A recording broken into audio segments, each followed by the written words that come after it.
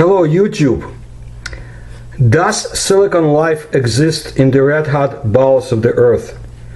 Let me describe you first one ancient and still continuing fire, a fascinating part of Central Asia, and talk a little bit about the area where it's located and the beautiful and in many ways mysterious country of Tajikistan. A really beautiful place and a place of ancient culture. The Fan Yagnob coal deposit occupies almost the entire left bank part of the Yagnob River Valley between its tributaries Krut and Pasrut. One of the sections of the coal deposit opposite the mouth of the Gaberud River passes to the right bank of the Yagnob, where the coal-bearing strata rise to the very upper reaches of the Kuhi Malik tract. Here, the word tract refers to a defined area of land. It's translation of the Russian word urochische. And Kuhi Malik means mountain of the overlord in Tajik language. The Fan Yagnob field, which has been studied and explored for about 50 years now, is now among the largest in Central Asia. The estimated reserves of black fuel or coal are about 2 billion tons here. The most powerful output of coal gases is located on the right bank of the Yagnob at an altitude of about 1 kilometer above the river. It is with this place located in the upper reaches of the Kuhi Malik tract and called burning mines in literature that most of the historical descriptions known to us are connected. For hundreds of years, people have been using mineral products of fire formed on the surface when coal gases are cooled. From the time immemorial until the mid-1940s, ammonia, sulfur, sodium nitrate, alum, and vitriol were mined here, which were used for processing leather, pollinating vineyards, making gunpowder, and also in medicine. Until now, the residents of Yagnob still use zog and dogi as medicine, alum and ammonia boiled in cow's milk. The products of the coal fire, in the development of which almost the entire adult population of the surrounding villages took part, were exported far beyond the borders of Tajikistan, even to Europe and in the Middle Ages, where they were sold under the name of Tatar salt. The coal fire in the Kuhi Malik tract is the longest in time, which is facilitated by the easy access of oxygen to the layers of burning coal due to the steepness of the slopes. The area of modern fumarolic mineralization here is located at an altitude of 25 to 26 meters, with a total height difference from 1700 to 2960 meters. There are fires that last for tens, hundreds, and even thousands of years. One of the most ancient fires was reported in the 1st century AD by the ancient Roman historian Pliny the Elder. There are no equals to the fire that occurs in the Kuhi Malik tract in western Tajikistan, neither in duration, it's more than 2,000 years old, nor in scale in the world anywhere. This is the largest and the oldest fire on the planet.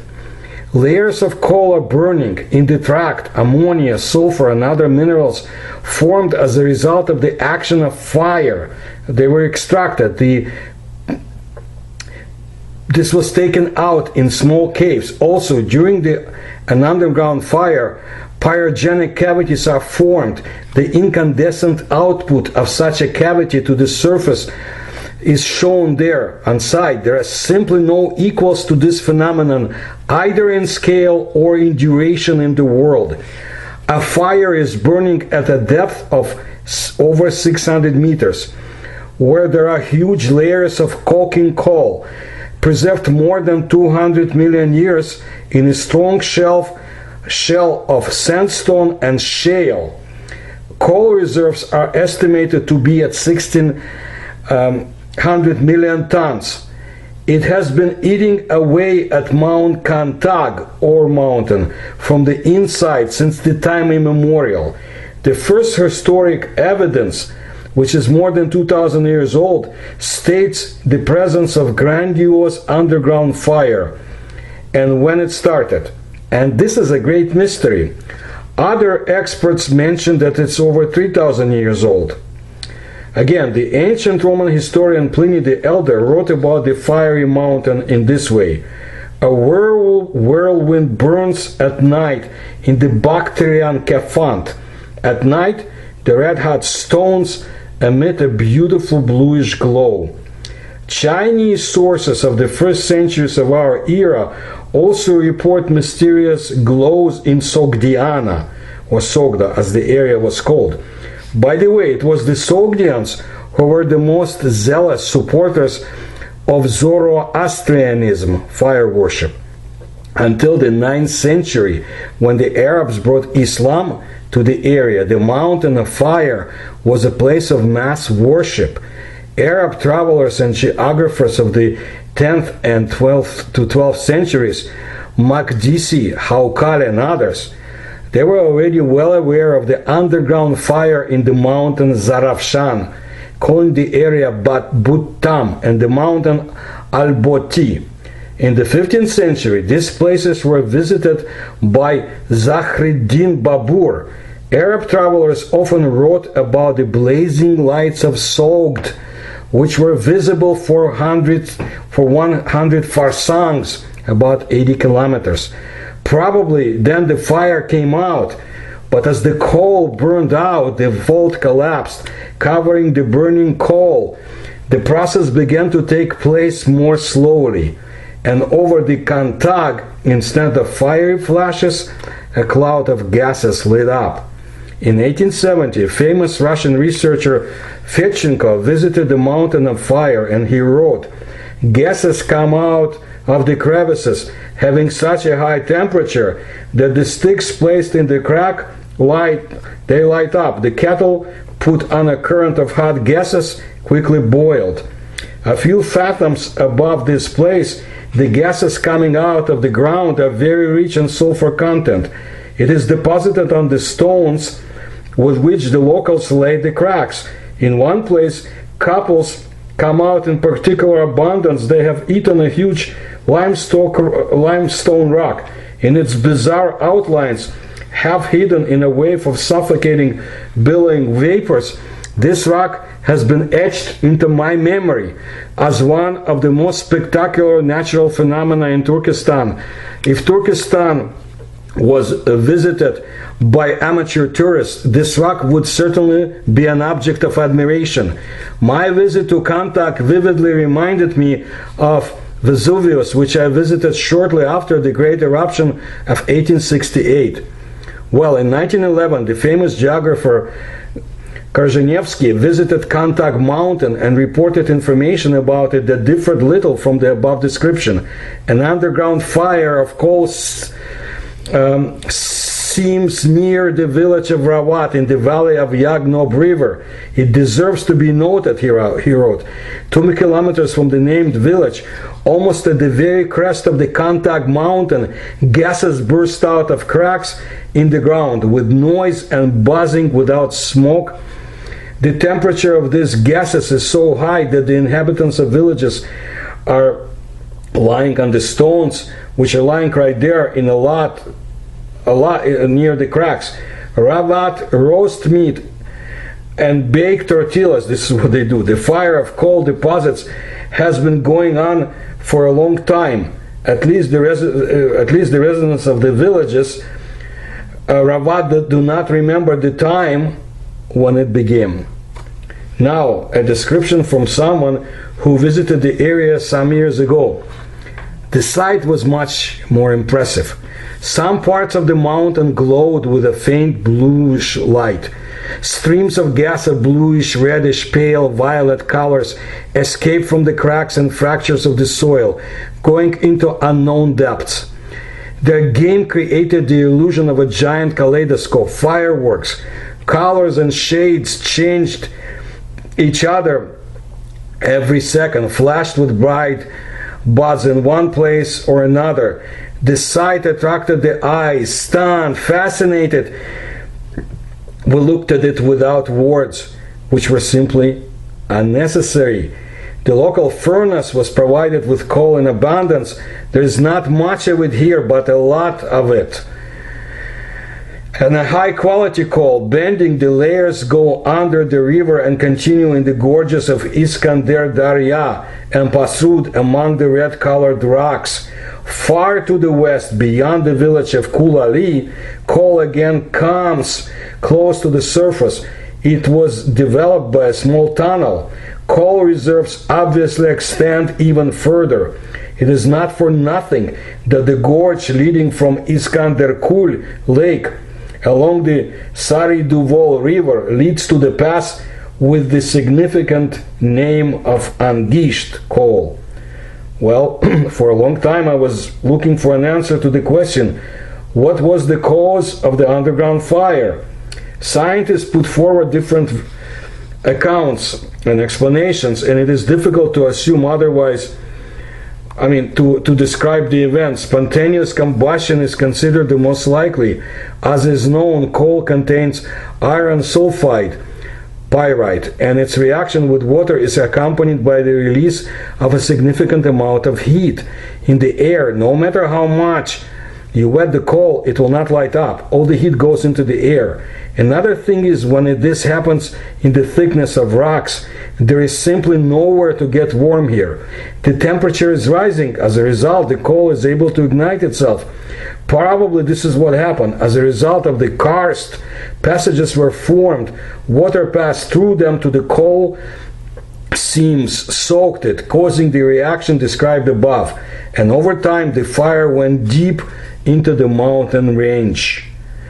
Now, as someone who has studied paranormal phenomena of Central Asia for decades, I have heard about Kuhi Malik, and then I found something else. I read the story I'm about to tell you years ago and waited for the news of the expedition since then, but never heard anything else. The person who originally told the story is Ivan Kurganov.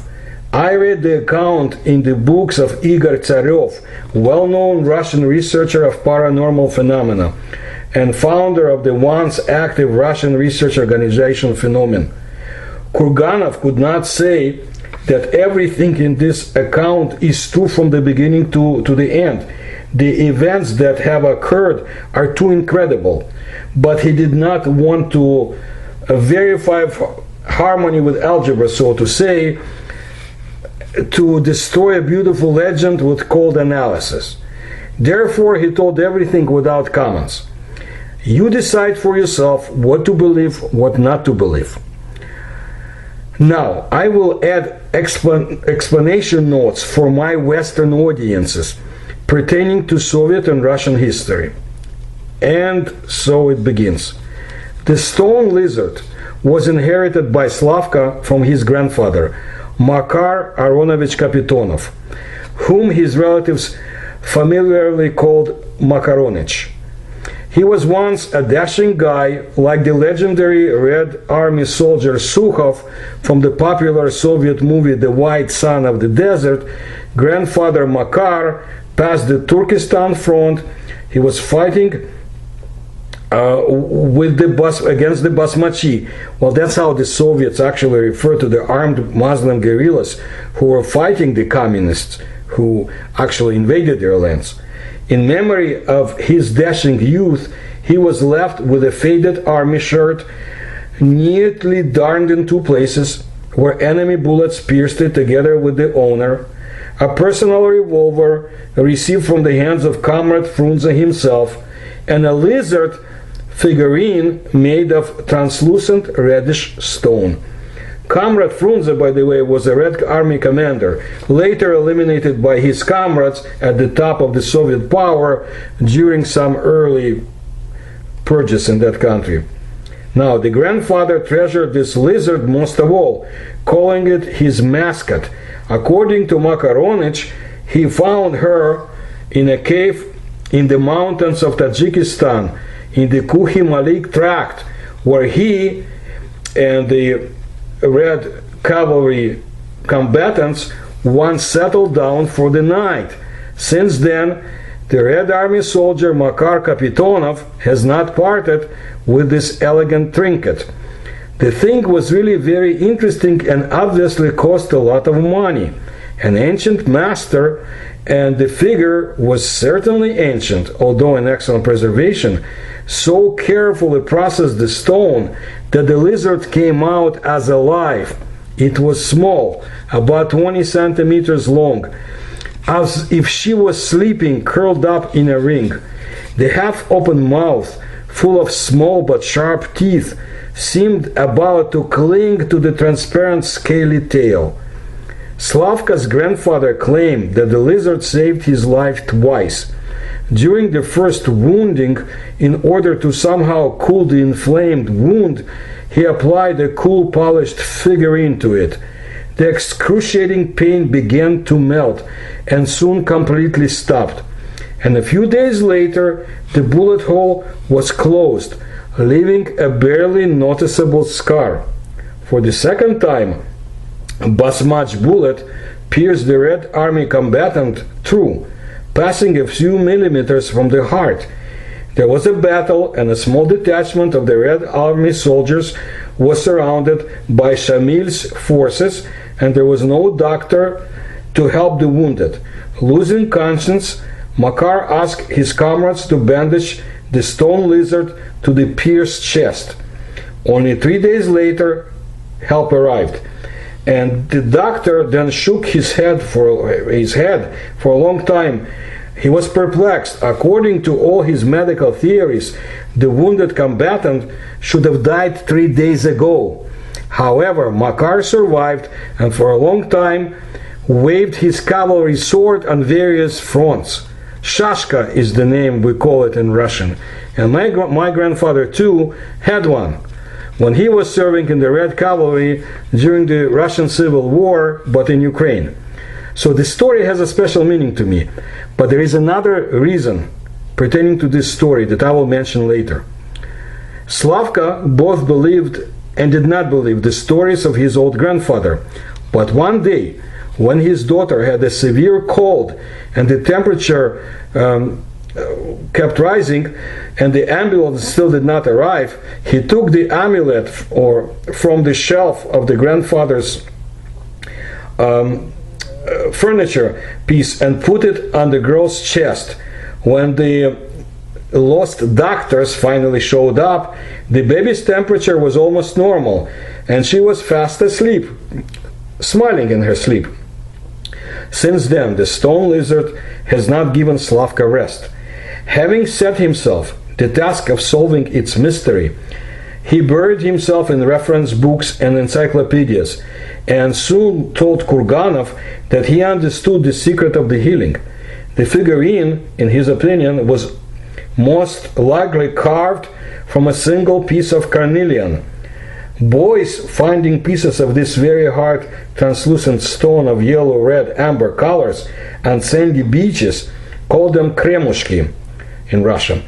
Kurganov remembered how, as a child, he could not pass by these stones, caressing his hands, curiously examining the incredible patterns and veins shining through inside them.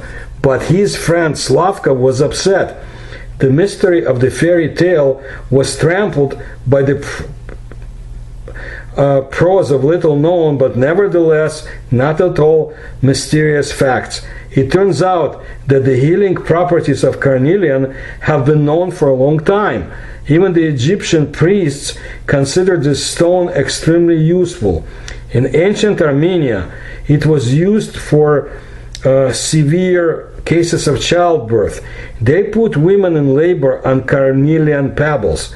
Carnelian was bandaged to wounds and bruises so that they would heal sooner. They used carnelian to treat for nervous diseases and fever, relieved colic in the abdomen, and strengthened teeth. Slavka even unearthed information about the experiments of Evgenia Ivanovna Badigina, which are completely forgotten today. In 1935, this woman a very well-known doctor in her circles, discovered the wonderful properties of carnelian. She also came up with the technology for its use. Strengthening the stone at the exit of an ordinary hair dryer, she blew it over purulent wounds, getting an amazing effect. The experiments were carried out in military hospitals and ordinary hospitals with constant success. Badigina promised to achieve, using the amazing properties of carnelian, almost eternal youth and health for everyone living on earth. But the Stalinist Gulag concentration camps absorbed the dreamer along with her discovery. She was arrested, like millions of others, and sent to the concentration camps of the socialist motherland. Well, a year had passed. Kurganov forgot to think about the mysterious lizard, and Slavka has cooled down somewhat about his carnelian treasure. But as it turned out, the biggest surprise was waiting for him ahead. While sorting through the family archive, he came across a curious photo. A young Makaronich, smiling in still black mustache, looked straight into the lens like a falcon, leaning on the back of a chair with one hand and holding the lizard figurine in front of him on the palm of the other. Probably no one except Slavka would have noticed anything unusual in this old photo, but he, who had been looking at his grandfather's carnelian talisman or mascot for hours, immediately saw that this was not the figurine. Putting the photograph and the lizard next to each other, the two friends compared them for a long time. Of course, the figurine in the picture was very similar to the stone lizard that Slavka had. It too, like Slavka's, was coiled in a ring, but the half-open mouth did not reach the tip of the tail, and the position of the paws was completely different. Probably your grandfather had two figurines. Kurganov made the only reasonable conclusion. I didn't tell you before, Slavka protested cautiously. The fact is that just before he died, Makaronich said to me, "Take care of her, she is alive." I thought at the time the old man was delusional, and now science does not deny the possibility of the existence of siliceous organic life. After all, carbon, on the basis of which the molecules of our body are built, and silicium or silicon are very similar in properties. Only the temperature at which such life is possible is thousands of degrees. Such conditions are possible deep underground at the level of molten magma or in the craters of active volcanoes, where there are hot lava outlets. In his reasoning, Kurganov's friend went so far as to call his lizard the legendary fire salamander, a representative of the oldest life that originated when the planet Earth was still a hot desert. She is really alive, he just suggested, but she is very cold, so she tries to curl up into a ball. Only it happens very slowly. Look at the light. It's not just veins. It's visible to her internal organs. Of course, Kurganov was laughing at Slavka, but at home he also got into the reference books. It all came together. The cave where, according to Makaronich, he found this lizard figurine was in a very unique place. The Kuhi Malik tract is located in the famous Ravat Mountains, where underground coal seams have been burning out for at least 3,000 years. The stones in those places are bursting with heat, burning your feet even through the thick soles of your shoes. Kuhi Malik is a paradise for geologists. The edges of the cracks that go into the fiery dungeons are literally overgrown with bristles of crystals before your eyes. Unique minerals and footprints of some unprecedented prehistoric animals were found in that place. If there were any salamanders that could come to the surface, it was only in those places. and Slavka literally became infatuated with his idea. Now I know why Carnelian has healing properties, he said. After all, these are fragments of living beings. It is natural that the energy of life comes from them. He brought home an electric muffle furnace and decided to create normal living conditions for his salamander. And a few days later, an accident happened. Slavka was not at home, and the exact picture of the incident could not be restored. But according to his daughter, everything was like this. After listening to her father's stories, she became curious, and she opened the door of the stove a little bit. At the same moment, a red-hot figure of the lizard fell out from there and ran across the floor, leaving a charred trail behind. The girl, afraid that the fire might start, grabbed the pitcher and threw water out of it on the floor. Unable to withstand the temperature difference, the stone lizard shattered into small fragments. Perhaps everything was different, and Slavka's daughter herself raked the lizard out of the stove with something to see how the salamander feels. Well, then, when the floor flared up from the red-hot figure, water began to flow, and the charred strip on the parquet floor appeared not because of the lizard was running, but because the girl initially tried to drag her to the tiled floor in the bathroom. Slavka was terribly upset, but having recovered from this emotional wound, he caught fire, so to say, with another idea, and was organizing an expedition to the mountains of Rawat to find the fire salamander. I have calculated everything, he told Kurganov. The cave where my grandfather found the salamander was most likely formed as a result of a sinkhole. The cold air quickly penetrated the ground and literally froze this lizard. I am sure I'll find more of the same there. Slavka became very active. Having learned from geologists that there are several caves in the area of the Yagnob river which no one can go down because of the very high temperature inside them, he decided to get a special suit from the firefighters in which they extinguish oil fires. In it, he was going to enter the fiery dungeon and find the salamander. Unfortunately, the situation in Tajikistan at the time forced him to temporarily postpone the expedition. But he believes that the day would come when his dream would come true. They're not just living, but intelligent beings, Slavka was saying. There is a civilization under the earth that is many thousands of years older than human civilization, and all these geopathic zones and fiery UFOs and all sorts of other miracles are all a consequence of the activities of this civilization, and we don't even suspect what is happening under our feet. You're crazy, my friend, Kurganov couldn't resist and respond to his declarations, but I would go on this expedition with you. It's been noticed, Slavka replied. And we also need skeptics. And that's all I know about Slavka and his planned expedition. Tajikistan is a very interesting and safe place nowadays to visit, with great historical legacy.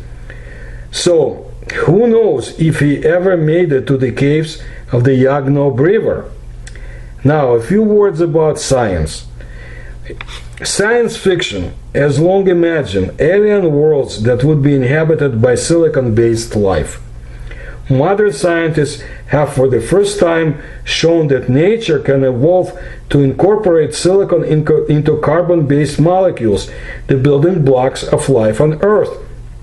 Carbon is the backbone of every known biological molecule. Life on Earth is based on carbon, likely because each carbon atom can form bonds with up to 4 other atoms simultaneously. This quality makes carbon well suited to form the long chains of molecules that serve as basis for life as we know it, such as proteins and DNA. Still, researchers have long speculated that alien life could have a completely different chemical basis than life on Earth. For example, instead of relying on water as the solvent in which biological molecules operate, perhaps aliens might depend on ammonia or methane. And instead of relying on carbon to create the molecules of life, perhaps aliens could use silicon. By the way, Ivan Yefremov had another vision which he depicted in his famous and wonderful science fiction novel Heart of the Serpent, how life can be based on different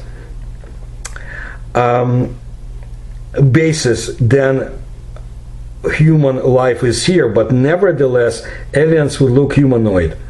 Carbon and silicon are chemically very similar in that silicon atoms can also each form bonds with up to 4 other atoms simultaneously.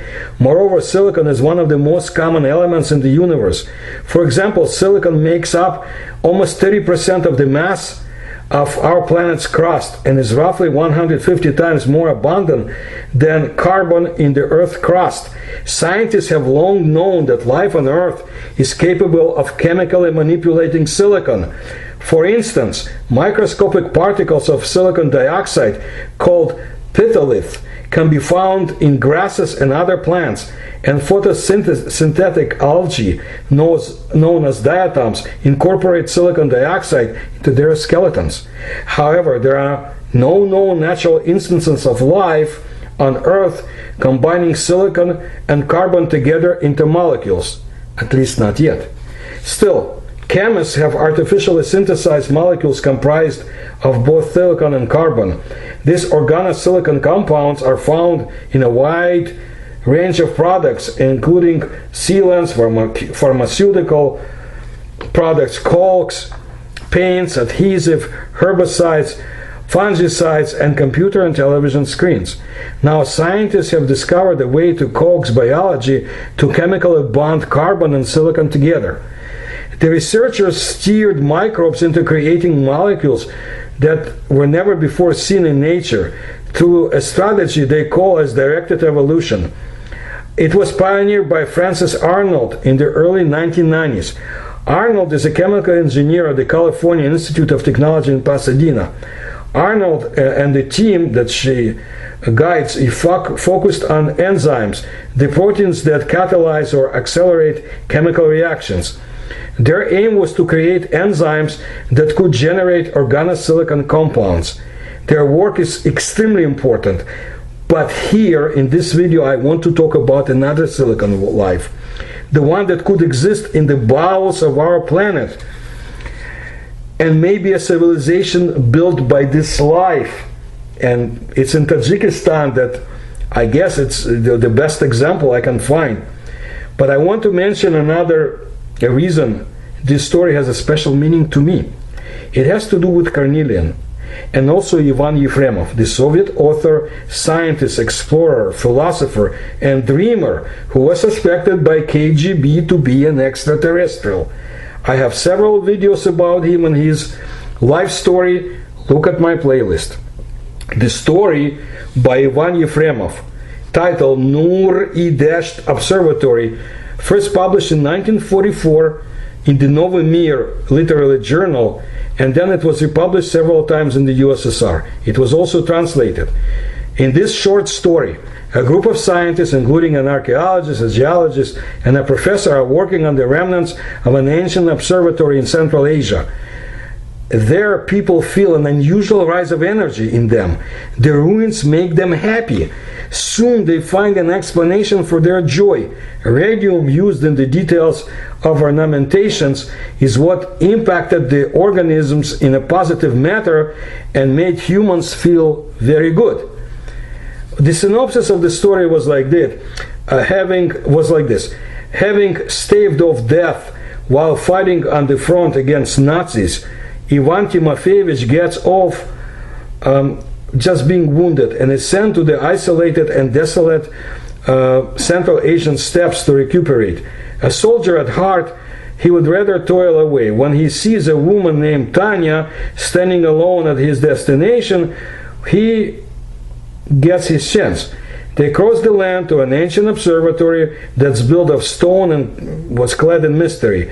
While their joyfulness is unexplained, they spend their time among the inscriptions and spectral emissions that lay deep within. Here's a very interesting excerpt from the story. "How did you like swimming?" the professor asked. "Let's test the geologist.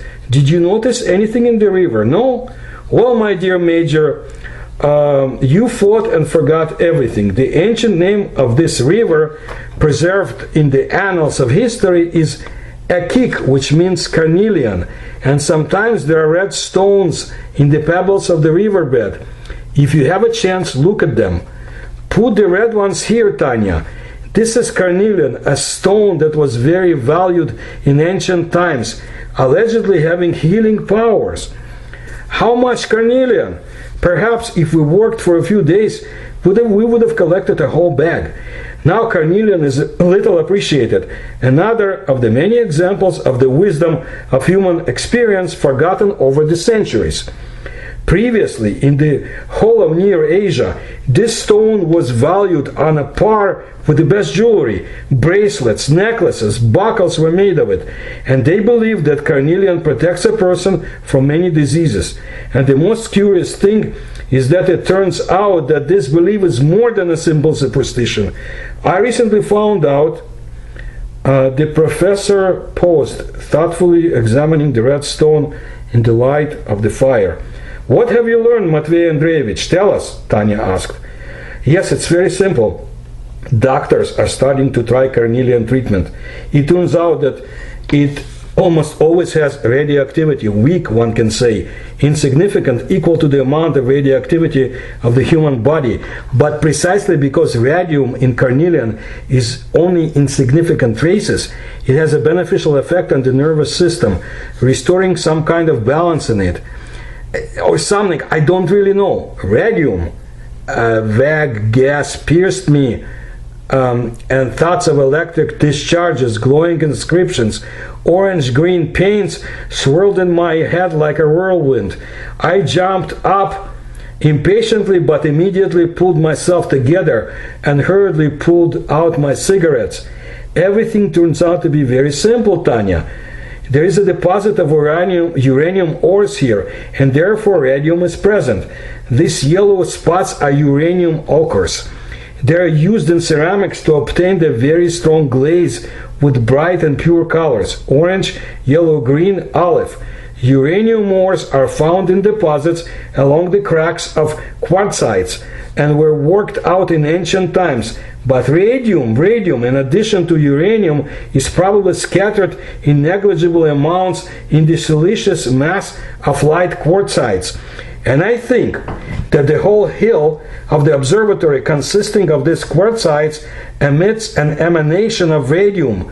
The quartzites must be weakly radioactive. Radium salts mixed with other minerals give unusually strong luminous colors. Now, especially in the war, these luminous compounds are widely used. It turns out that the ancient astronomers also knew this secret, and maybe the very name Nur-i-Dasht, the light of the desert, is also associated with strange phenomena at the observatory. Radium is still poorly understood.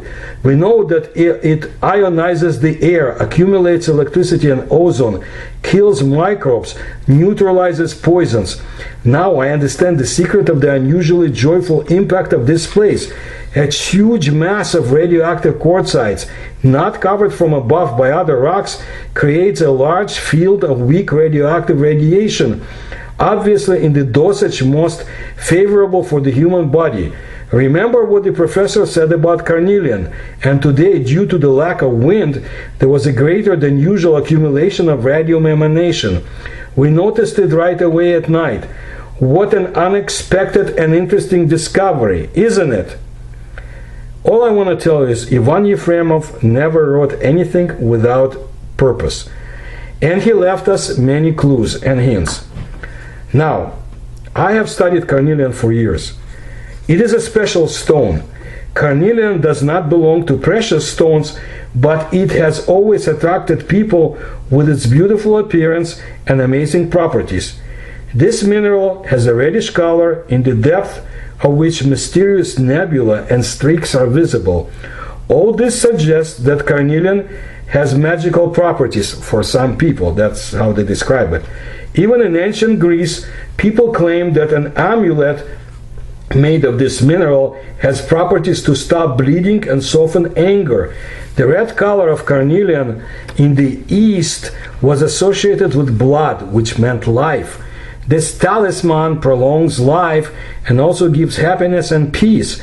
In Russia, carnelian was considered the flame of faith, and it was divided into female and male species. The female had a pinkish color and the male appearance was dark red. There was an opinion that if you wear it around your neck, you can attract love. In Egypt of ancient times, carnelian was widely used for religious purposes. The image of the gods was applied to the jewelry from it, considering that the stone becomes very strong from this. Such jewelry was worn to protect against envy, the evil eye, and the dark forces. Carnelian has been used as a magical remedy since ancient times.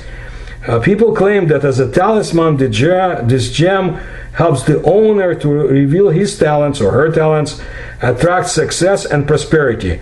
This is the stone of merchants and creative people.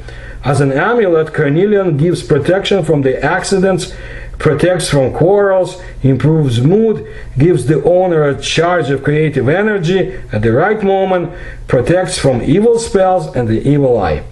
In the house, carnelian is a talisman of the family, a guardian of love and happiness, a defender from envy, gossip, and lies.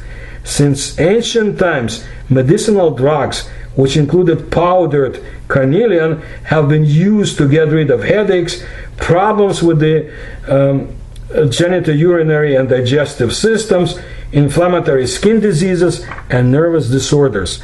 Modern research in the field of color therapy confirms the ability of red orange stones to have a calming effect on the nervous system, improve blood circulation, and strengthen the immune system.